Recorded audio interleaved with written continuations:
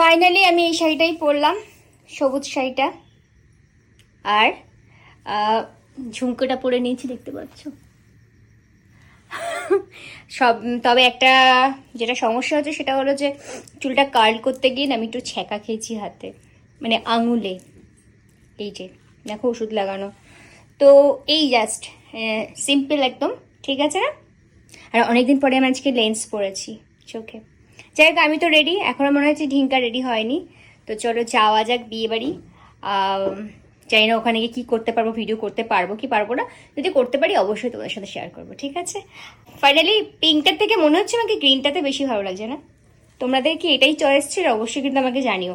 আর এই ভিডিওতে কেন বলছি যে আমি ফাইনালি এটা পরলাম, এর আগে একটা ভিডিও করেছিলাম, সেই ভিডিওতে আমি বলেছিলাম যে শাড়ি নিয়ে কনফিউশনে ছিলাম যে কোনটা পরবো না, মানে সেই জন্যই বলছি এত কথা যে আমি ফাইনালি সবুজটাই পরলাম। তো তোমরা যারা ওই ভিডিওটা দেখোনি অবশ্যই দেখে নিও।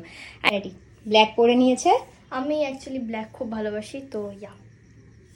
গিফটটা নে, তুই গিফটটা নিয়ে নাম, আমি যাচ্ছি। টাটা। তুমি থাকো, আমি গেলাম। তুই যা, নাম, আমি যাচ্ছি।